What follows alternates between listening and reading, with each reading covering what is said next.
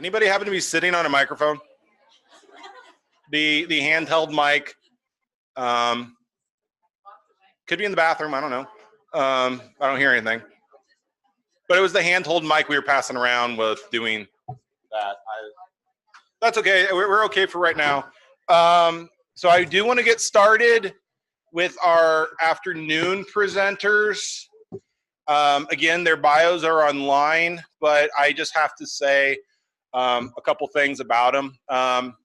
When putting this together to find the talk about how do we engage younger audiences or audiences not familiar with horticulture, I did look through some traditional horticulture routes and some speakers who are well known for talking about millennials, and I started thinking this isn't the route I want to go. When right at that time in the office, right next to me in the garden, 1 block away, I was seeing a lot of really great work being done in engaging college students in gardening. And I thought this is brilliant, and let's share that.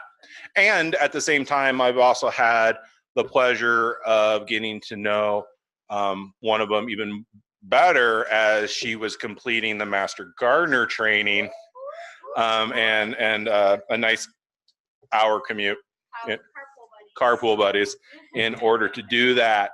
So we are actually just talking, our presenters today are Elin and Ben, and as much as anything, I want them to share their experiences with you and have you extrapolate from there. So with that, you two, so here's one mic, here's the other, but Elin and Ben.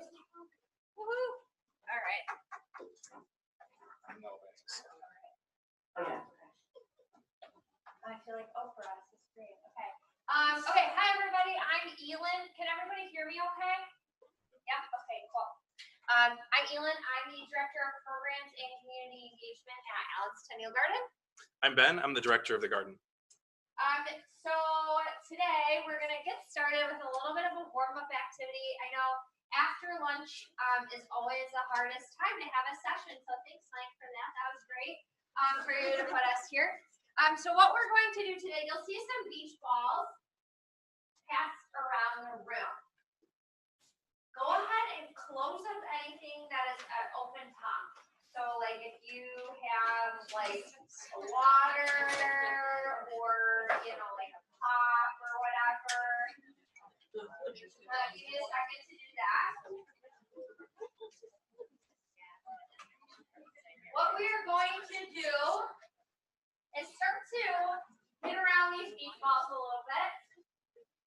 Every time you hit, I want you to say a word that you associate with garden.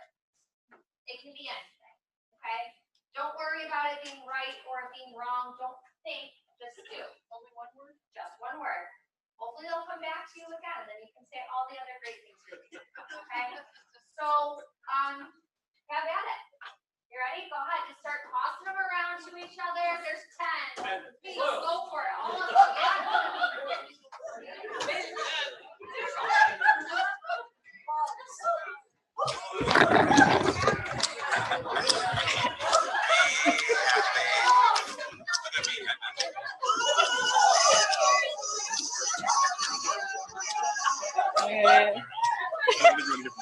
No, I don't think so either. I'll give it another minute. If you notice there's some on the floor in the middle, go ahead, grab those guys.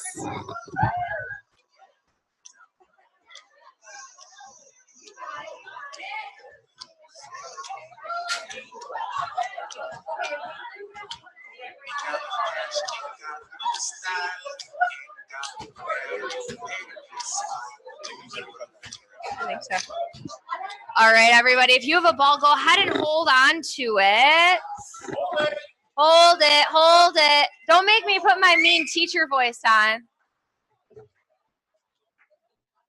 Okay, so we had a little bit of fun. I don't know if I need this or not. Okay, we had a little bit of fun there, huh? You were awake. We got the juices flowing after lunch in case you had a couple of beers over at the terrace. You're really good to go now. We're ready to go. So, why did I have you hit around a bunch of beach balls to get started? in our roles, we have things flying at us at all times. We have to be able to move quick, think on our feet, anticipate the needs of what's coming around, right?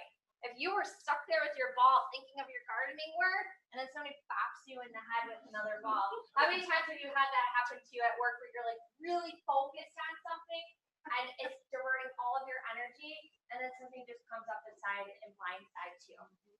So just a little exercise, a fun exercise, a lighthearted exercise in thinking on your feet, anticipating needs, but also not thinking too long. A lot of times we really get bogged down in the heavy details of things and really are thinking too hard. You know, you said, well, only one word.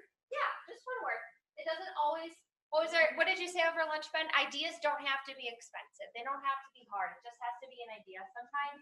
And you'll take the time to refine and come back to it over time, right? If that ball came to you multiple times, maybe your ideas and your words got a little more creative or got a little different. Start to think outside the box and push you to that limit. So without further ado, we're gonna get started on the real stuff. So just a little bit, has anybody been to the garden yet? Yes. Yay! Last night was beautiful. Thank you. Yeah, we met some of our U of I extension people yesterday. Thanks for coming by. Woohoo! Yeah. Hey guys. As promised, we're here. So Ben has a couple words to get started with about who we are, and then I'll talk a little bit more about the boring details. Yes, so again, welcome everybody on behalf of UW, the Allen Centennial Garden, Extension, Master Gardeners, all of you, welcome. So again, Elin's exercise was good because ultimately what we're going to do today is hopefully, we're gonna throw a few balls at you. It maybe not, depends on where you're coming from, but ultimately, we wanna be a little provocative and we maybe wanna challenge your preconceived notions about what it means to engage different audiences. And while, you know, obviously engaging millennials is in our talk, what we're going to look at today is really for all audiences. This is not just millennials, it's not any specific demographic, but it is one way by which we have reached, again, our college students right here on our campus. And so where did this all start for us? So I came to the garden about 3.5 years ago. And at the time, the garden was sort of described as the best kept secret or hidden gem. People would walk by our gates every day, students, I should say. We have 22 dorms within spitting distance, and those students would move to campus and walk by the garden and never come inside, would have no clue that we exist. So there's a real problem of relevance. And of course, on a campus like this, there's also the concern of, well, we could become a parking lot. We could become a research building. We could become dorms. We could become something that's more lucrative or, you know, something for the university. And while I personally don't feel that would happen, mostly because we're a named space, so we have an endowment that supports what we do. You know, because there's some donor loyalty tied to that, I think it would be hard to erase us from the earth. However, I want us to be valued, and I wanted the garden to be in a more important place for reasons beside that. I wanted it to be because the campus and our community saw us as something that was completely indispensable and something that a garden in an urban space, in a highly developed space around so many young sponge-like minds was totally indispensable. So we had to start getting outside of our gates and we had to start moving. So ultimately some values that we brought to the table when we started this. The first is that we like to say we believe anyone can be a gardener and that gardening is not a one-size-fits-all discipline. If you have a house plant, you're gardening. You're taking care of another plant. And I think, again, depends on, you know, whatever realm you're coming from. But, you know, a lot of times if you know, people may think, oh, if I don't have even a patio or a deck or half an acre, I can't be a gardener. And so one thing we're trying to do, especially with our students who, again, they're all in dorms. They certainly don't have a plot of earth to work with. We're trying to get them to see that that's not really the case. We just want to get people to not be afraid of plants, essentially. And ultimately what we're trying to do through a lot of our actions, which we'll look at again an example in a bit, is really redefining what it means to be a gardener. And we use the word gardener very intentionally because the act of gardening is great. We don't want to redefine what it means to take care of a garden. There's weeding, watering, planting, pruning. That's the action. We want to redefine the person, the gardener themselves. And so what that means for us in particular is that we see a bigger role in our garden as a cultural organization, as a safe space, as a creative space. We like to say, of course, gardening is the slowest of the performing arts. So it's very accurate as you think about it. But because of this, we're a really rich and creative place. And so tapping into that to be more than just pretty, to be more than just a collection of plants, and actually embrace the culture in horticulture is what's driving a lot of what you're going to hear about today. And I think that transitions deep. It does, yeah. This is us. Some of this got cut off, but I'll just tell you about what it is. So we're located on UW's campus. The garden was founded in 1989, so it is also a millennial. We just sit on just 2.5 acres, as you can see here. We're a little postage-sized garden. We're surrounded by dorms. Got the lake right by us too. 2.5 acres. We have 5 full-time staff. Ben, myself, a marketing and an events coordinator, a development coordinator, and our head gardener. We've got 5 interns and over 40 volunteers that help us with all of our different things that we have going on. So Ben arrived at the garden about 3 years ago. I was about 6 months behind. And at that time, we don't have a really good data capture on how many programs were happening in the garden at that time and how many people were attending those programs. Part of our issue is that we don't have any gates at the garden. We are always open, we're always free, always accessible. So we don't have a good way of tracking who's coming in and when and why and all that good stuff. So the way we measure our visitorship is through facilitated programming. So before Ben and I arrived, there was anywhere between 300 to 1,000-ish people interacting with our programs every year. And that was, we had a winter class series and family garden day. And last year we hit over 10,000 people. We are well on that way for this year as well through some really cool creative programming. But that's just kind of the numbers on us. So how, as Ben talked about, we wanted to establish relevance on campus. We're going to talk a little bit more about how we did that. The most important thing that we believe in is all of our programs are with, not for, our intended audience. So anytime we have a program that we're creating, we want to be working with the people that they're intended for. So this is one of our awesome interns, T. T is a UW grad student now. She was an undergrad when she first came to us. We worked with her to help develop a garden space. First of all, it was our barefoot garden. It was one of our most popular gardens, I think, probably ever. Had turf benches, a spot where you could take your shoes off. Just a really cool space that people really enjoyed.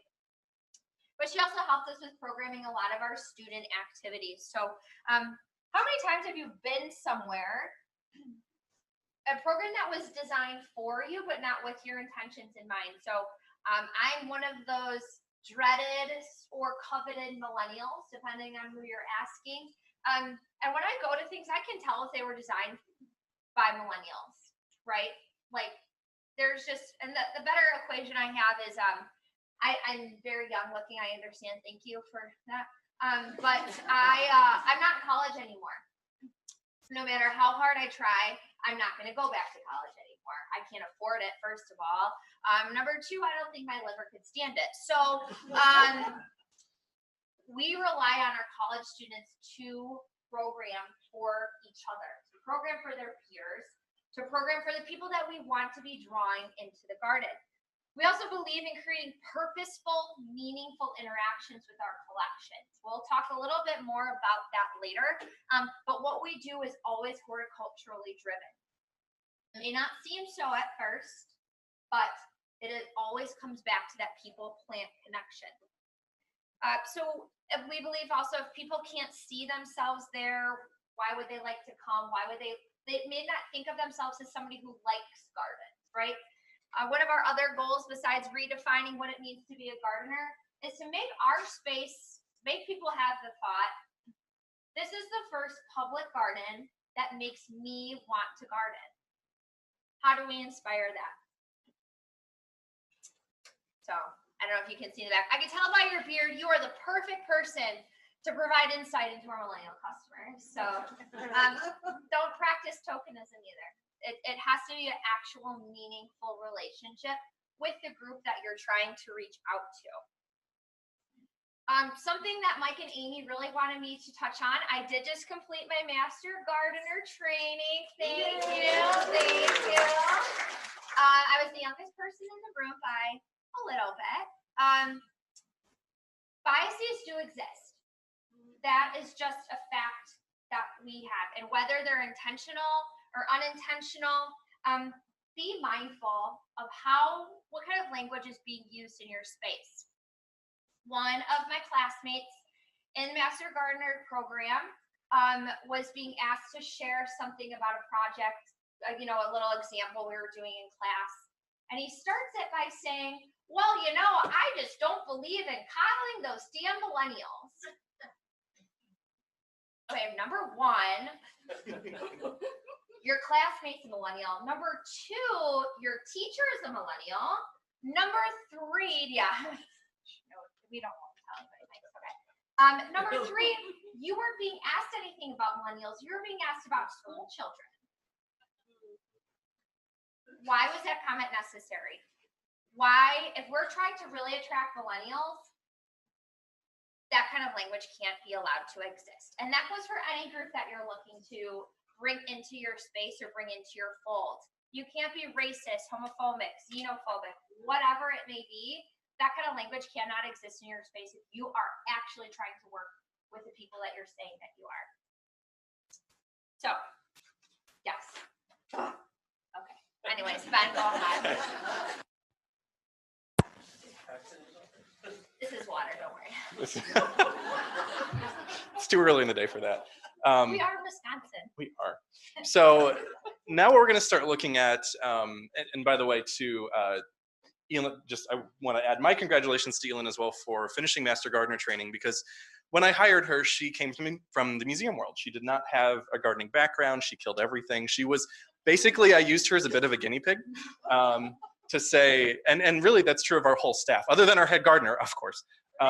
They really did not come from horticultural backgrounds. And again, that was intentional because these were the people we wanted to reach. So we put them on our staff. We put them, we put them, in our board, and again, in our students. Our students are fairly diverse. They're not just horticulture majors. They're marketing and publicity and community engagement and biomedical engineering, Spanish, Portuguese. I mean, we have students from majors from all over the campus. Again, in terms of race, ethnicity, socioeconomic background, our students represent a diversity. And through bringing those people into our inner fold, those people who help to create things, that has been a big piece of what's driven what we're doing. And so again, through, Elin is now a gardener. And also going through the Master Gardener training has been eye-opening for her to think about, again, how are all of these different lessons delivered and in different mechanisms. So anyway, I wanted to add my 2 cents to that. So now we're going to look at, again, what does this actually look like in our space? What does this look like as we've started to I don't want to say pioneer, but start experiment. Okay. So again, when I first arrived, we were definitely in a phase of experimentation. Again, the garden had really not done much programming. It really hadn't done much outreach. It had just sort of existed. And we just thought, okay, we don't know what people are going to like. We don't know what's going to stick. So let's just start throwing stuff at the wall and see what happens.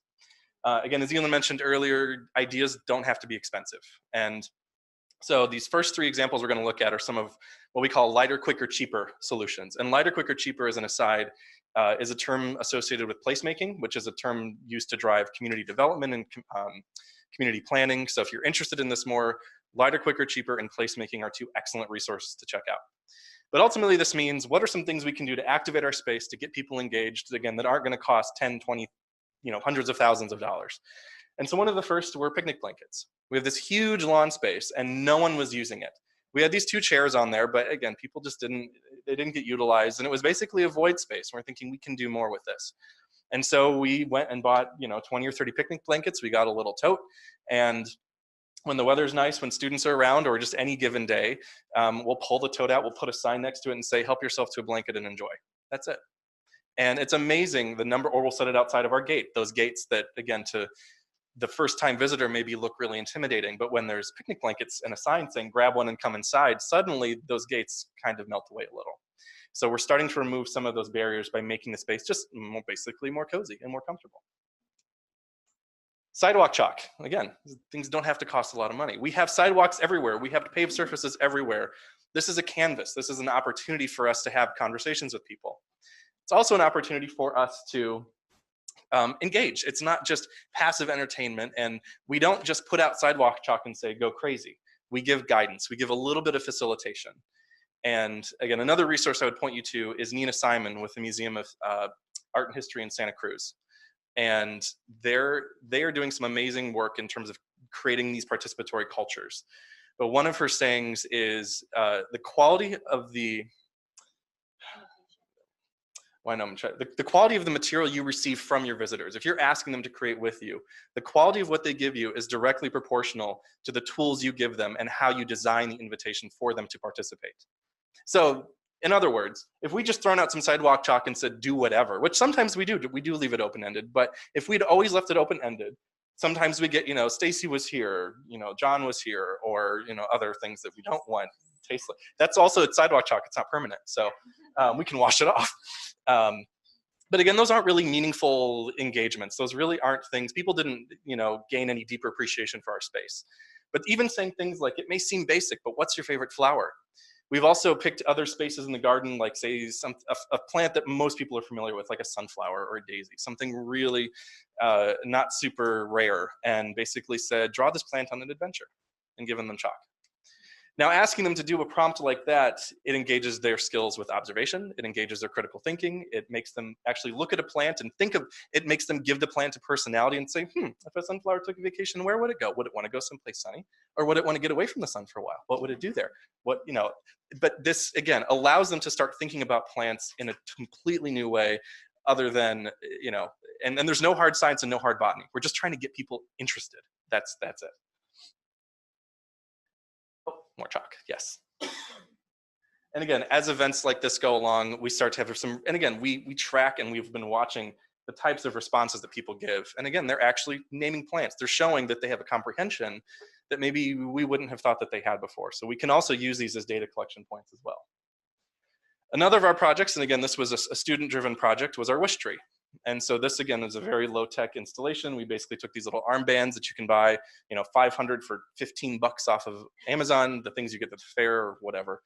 And we had a little prompt on one of our signs that said, what do you wish for your health? Or what do you wish was less scary?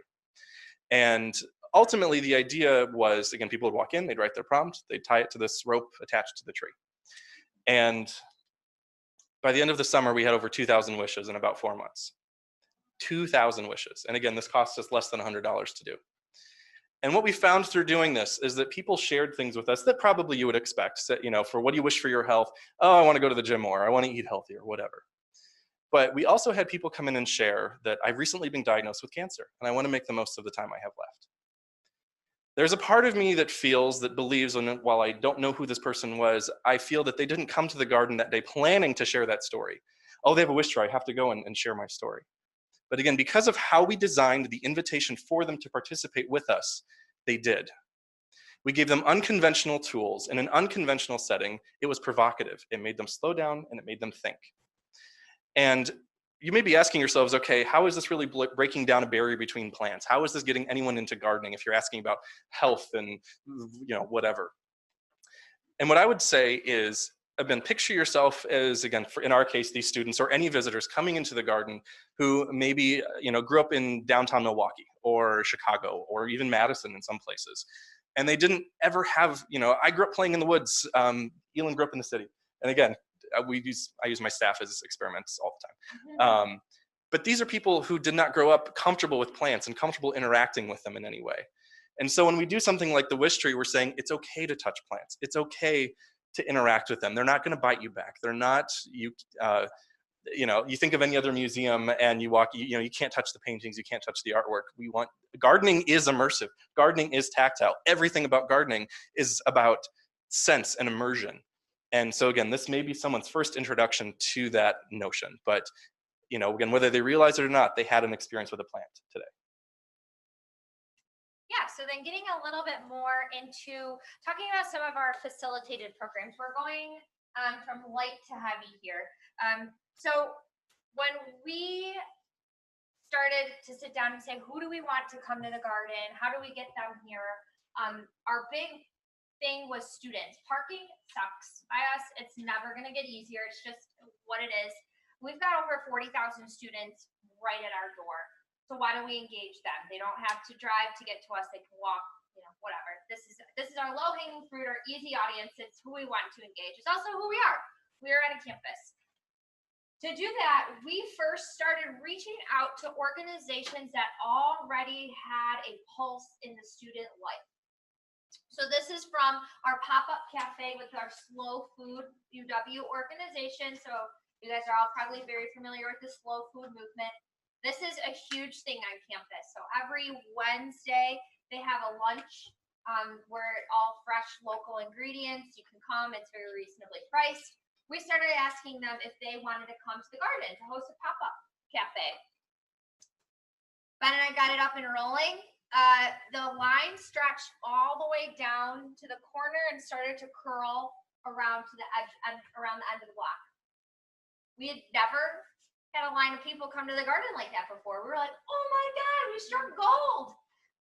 If we had just decided oh, we're gonna have ice cream for everybody today, it's gonna be so nice, I don't think we would have had this line out the door. It's because we worked with partners to establish this relationship, to create this event, that it was so successful. UW Slow Food already they have thousands of followers on all their social media channels.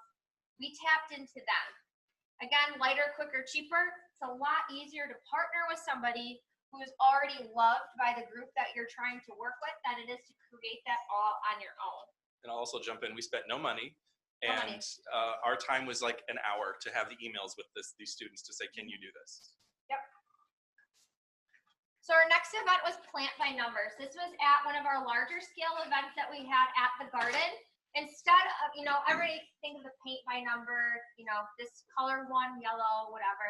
We did it with plants in our Wisconsin Sunset Garden. We had our community help us to install it. This girl in the middle here, it was right around finals time. She was just loving it. She was having a great time. And she came up to me afterwards and she said, I just finished finals. They were really, really tough. I really needed this. Thank you.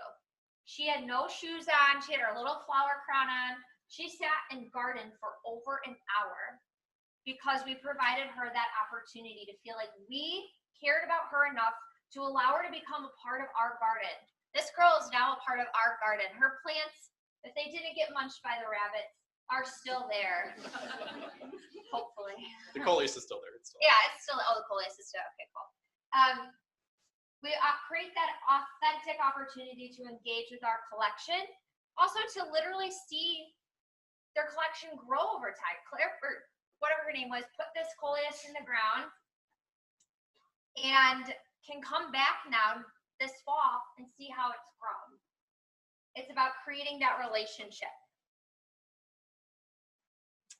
Another big hit for us is flower crowns.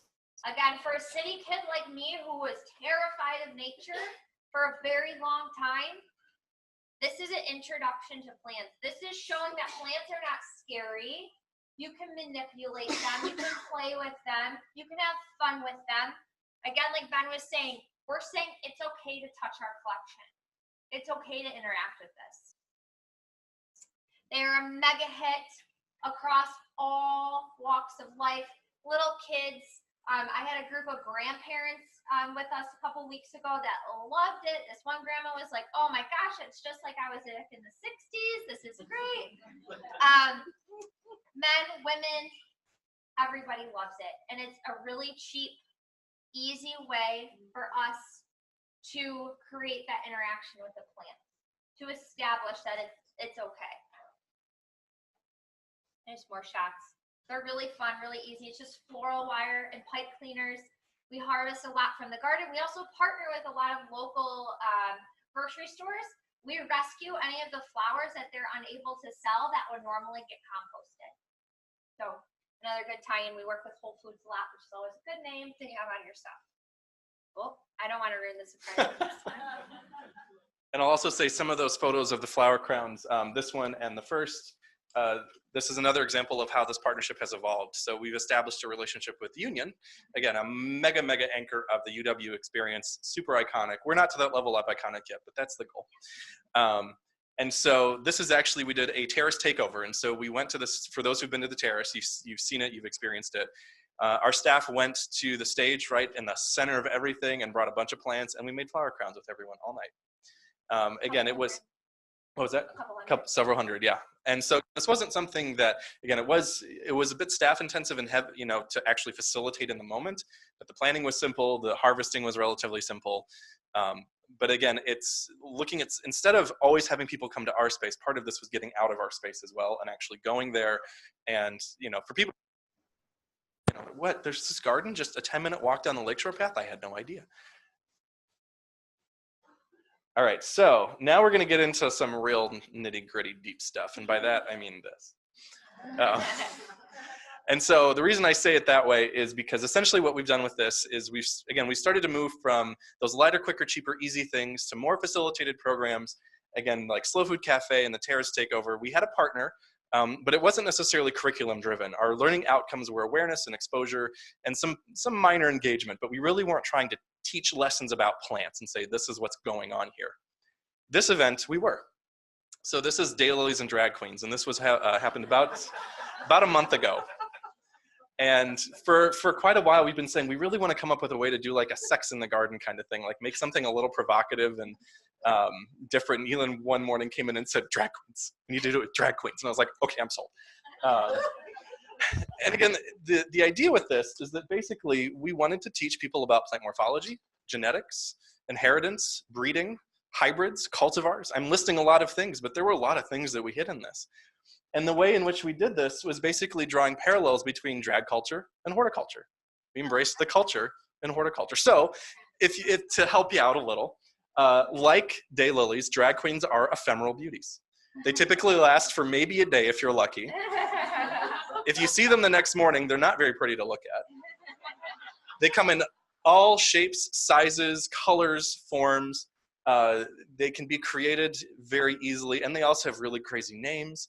So we basically built this activity by which we bounced between drag culture and horticulture. So we spent a section on, talk about drag names. Like, how do you get your drag name? What's this idea of drag families? These sort of queens that gang up together and all share similar characteristics. Well, we said, well, guess what? There's also plant breeders that do the same thing. There's breeders who, really like frilly edges on their daylily petals, and that's a trait that they always try to incorporate into their plants. And when they name them, they're always named after their dogs or something, whatever. We all know with plant breeders, there's things. And again, then we actually had people go around. Again, we showed them how to cross pollen. We had them make their own crosses and then name them. Like, what would you name this cross if you had to? But at the end of the program, we said, well, why did you make this cross? Why did you decide to cross this with that? Oh, well, I really liked the height on this, and I liked the color of this one, and I hope that I can get traits of this and that together into a new creation. So while they weren't necessarily throwing out words like stamen and pistil and pollen necessarily, they did the action. We gave them tools. We didn't just do this in a lecture. They were actually in the garden doing the work, and again, it was immersive. But now they will always have this memory associated with drag queens and daylilies that probably they never had before.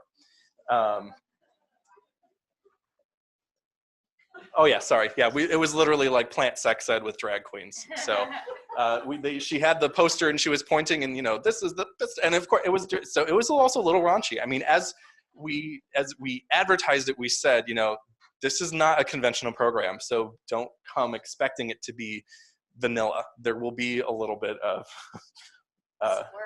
yeah, there will be something there. Yes. Some sprinkles. Yes. And so another thing that we rolled out this summer is, and so by the way, going back to this briefly, Elin mentioned with not for. We said, oh my God, drag queens would be a great way to help deliver this message, but we didn't just write a script for the queens and say, here you go. We actually had dinner with them like 2 or 3 times and said, here's what we think we want to talk about. How does this relate to you? We created the program with them. They didn't come to us, we went to them, but we worked with them to help them shine through this as well. It wasn't just all about us and the plants. So again, this leads me to our Lunchtime Wellness series, which is something we've rolled out this year.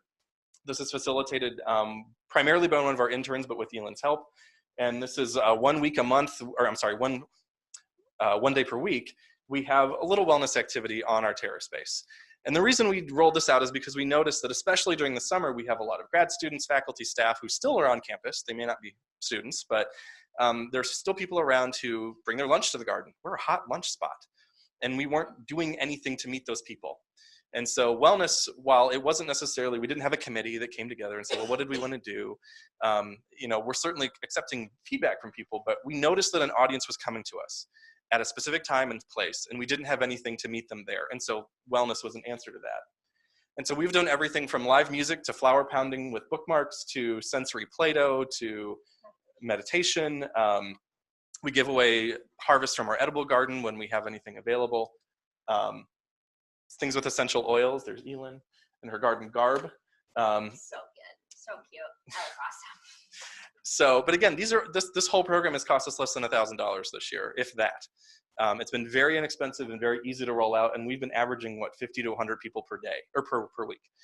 It got a ton of pickup on campus. A lot of wellness outlets on campus picked this up, and we've gotten a lot of emails from people saying, thank you for doing this. Like, it's so nice to get out of the office during the summer and just like breathe a little bit, and what a great place to come do it.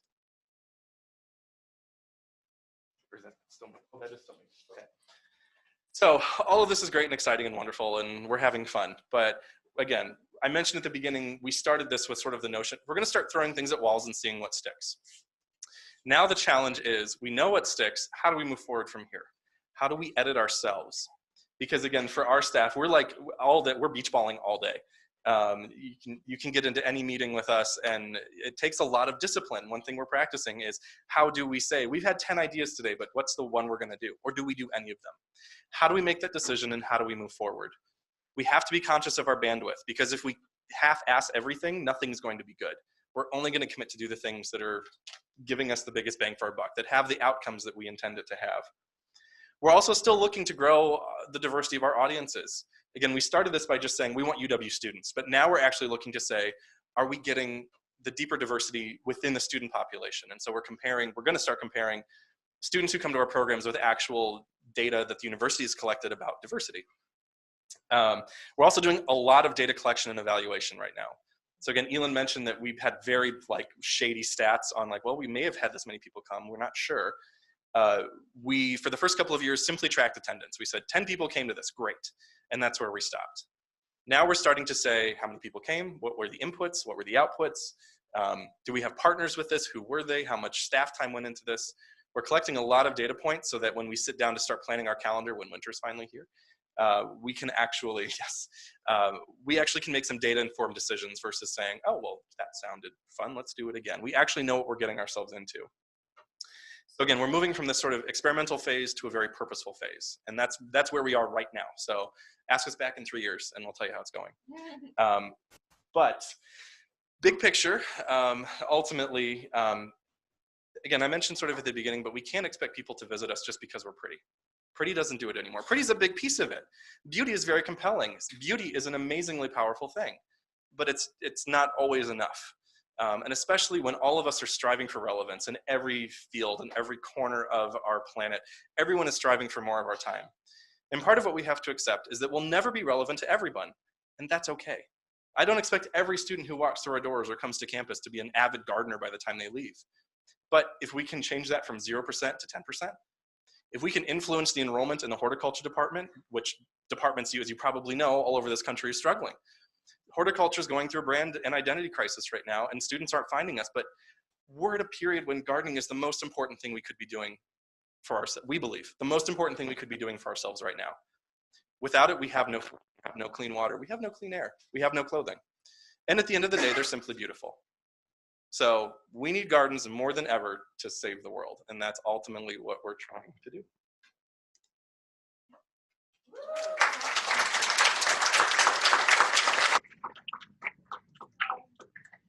We've got about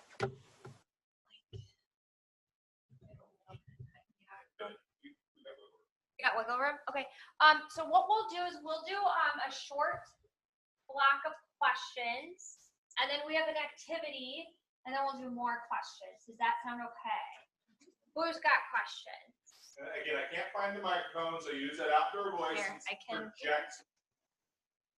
This works. Right? Yes. Hi. Really quick, because you were talking about some of the data that you are collecting. So right now, are the people that come to these activities that we consider indirect contacts, extension speak? I would say yes, but they're not collecting the demographics. So But an extension have speak you would be started indirect. having them sign in? Or right now you just have those? It depends on what the program is. So something like our concert series or something where it's a high attendance or something? we collect that. Things like lunchtime wellness, we collect data on that. So we ask, are you staffed at students, email address? No, we just clicked for that one. So I think it gets a little bit tricky too, because especially with our high volume programs, we don't want everybody to stop and sign in. We don't want to create a backup there. We're working on a way to get more complete data, especially for those larger type of programs. I remember one time I had volunteers sitting out front logging perceived age of people. That's kind of a no-no too. They're like, I don't know how old this person is, and I'm like, well, it's not gonna work. So we're working on finding a better way to collect data for that. But if you could clarify that, then. Yeah, so Mike also mentioned too, for our funding, we are part of the university. We are within the horticulture department, but all of our funding is private. So it's all private donations, again, endowment support, revenue from weddings. We don't get any state tax, tuition dollars, anything. So we have more flexibility in our spending in that regard. And they have no requirement. Yeah, They yeah. are. I was just curious, yeah. You want it though. So we got questions back here. I just wanted to know how you get the word out to students about what's happening in the garden. You want to take this one or do you want me? Yeah, so it's multifaceted. If we're partnering with somebody, we ask them to share on their social media. So like I mentioned with Grow Food, thousands of followers, they post that they're going to be in the garden. We have our own social media following, although the data suggests that we're tracking on the social media that our social media following very closely follows our traditional garden audience. So social media, people I think a lot of times put too much faith in social media and they say that's how we reach those millennials social media. Millennials follow. We put up we have chalk signs. I don't know if that can flash back. There's a chalk sign. One of our interns is hilarious. It's so no one more. Yeah, that one. We did that was in the office friends that our intern made. It said like, "Don't forget about me." Simple Minds, the garden. It was like a Michael Scott joke. So we use those a lot for passing people that are passing by. We put stuff up in dorms. Flyers in dorms when students have moved back in. The street corner signs are incredible. Piece of it is because they're handwritten. They're not just sort of like a produced thing. And again, they change. Funny, we put jokes on them. They're a little provocative sometimes. Really long winter. We put a sign out that said, "It may not be much, but shit's a bloomin'." And again. And people, we put asterisks in, but students were taking photos of it with their phone and laughing, and they're like, "Oh, maybe I will go inside and see what's going on." But the signs actually do a lot for us, and again, super easy. Partners, some social media a little bit, but also honestly, our students. A lot of our interns have their own social networks, whether it's through Facebook or not. But if they're doing a program or an event, social circles and say, "You got to come to this thing," and that helps a lot. Elin right in the middle there. And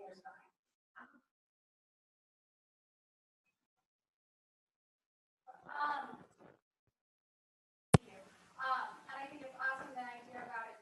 Horticulture having an identity crisis right now. So not everybody has the pleasure of being able to have a garden, to be able to jump off and engage different audiences in this way, and also to body. So as encouraging master gardeners, or maybe working in a different environment, and maybe you don't know millennials or they're what are ways that maybe you think that you can engage those different audiences and get them to be horticulture in the untraditional way that you guys are, so there aren't gardens.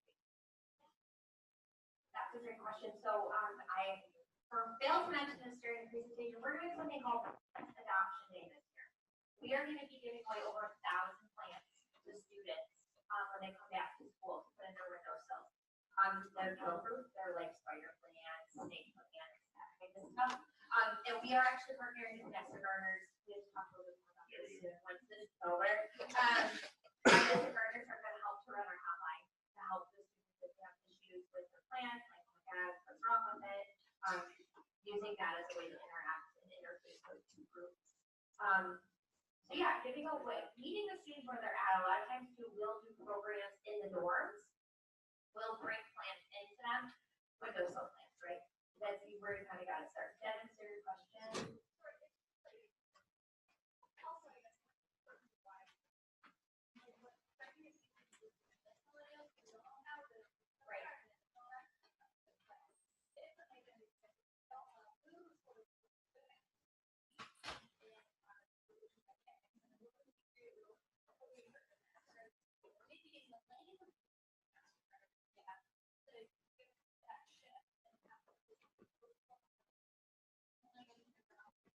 Well, and Christian, I'm thinking that then falls responsibility of the conversation we need to start having and the work that we start having. How do we make those connections with not just millennials, but the population of color, the disability, the community, and all that. And just really quick before we move on, I do think that some of it, the meeting them where they are is a big piece of it. Again, not having a brick and mortar space, I think there's a real potential and a power to, again, like we say, when we don't, the struggle with us with students, again, is they move back in September, we have like a month and a half where before it snows, and we're like, oh, that was fun. And maybe weeks in the spring, depending on the year. And so again, like the dorm programming Elin mentioned is great because we meet them where they are. But even aside from students, like we've been starting to do professional development workshops with like the police department, campus HR, where we'll go to them and they'll plant a desk garden or something like that. And so I think there's a lot of potential. I think there's a lot of potential for innovation there. I think we just barely scratched the surface of what that looks like. But the idea of, they're never going to get to us. So how do we get to them? Okay. Yeah, so our activity. We're out of time, but I'm going to have to explain the activity to you. So if you want some homework, we can put that. So we had different scenarios that you would get into small groups and work through about how to think about approaching partnerships, different logistical issues. So like this one, let's see. Some of these are real problems that we have faced as well, so that was going to be a really fun talking point. So like a nearby preschool wants to develop a garden component to their curriculum and has reached out to the Master Gardener program for assistance. They already have a garden space on site, but are looking for assistance in working it into their daily routine and class time. The preschool is on a college campus and serves a diverse student, preschool, and college student population. So we're going to have you guys do some role playing as the preschool principal, preschool teacher leading the garden initiative, the parent of a preschooler, Master Gardener program coordinator, and the Master Gardener volunteer with 2 different tiers of budgets. So how do you proceed in this situation? What factors do you need to consider? What partners could you involve? How do you design this program with and not for your audience? I think we'll leave that for the homework. Yeah. You're like, great. Yeah. You can keep the teaching also. Cool. Do we have any more questions or Any more we gotta questions? get going? I just have a real quick question. How do you see social media? If you repeat the question, it doesn't matter. Yeah. How do we? Yeah, I'm just curious to how you may have used or considered using social media in getting students and others interested or engaged or aware of the garden. Yeah. So we, like I said, our Facebook audience tends to trend more traditional gardeners. So like at least 35 or 40 plus white female is typically because Facebook gives us lots of data, which is awesome. We did start an Instagram account, which we actually think is more tracking with, they give us less data, so we don't know, but we think is tracking more with the younger demographic. But those are the only 2 platforms we presently utilize. We explored like Twitter and Snapchat and basically decided like we don't have the bandwidth to handle those things. Again, I actually think there is, again, this is anecdotal, but I think, again, social media is not the be all end all. And a lot of our students, we say like, hey, is Facebook still? And they're like, no, we hate Facebook. Which again, Elin and myself, we're not that far away from being an undergrad, but they're, they've got like almost 10 years on us now, where we're like, we don't know what the kids are up to these days. But they've told us like Instagram and Snapchat are the two that they really like. And again, we've tried with Snapchat. They don't make it easy for us, but. I think it's also important too to have the content be created by who you're trying to attract.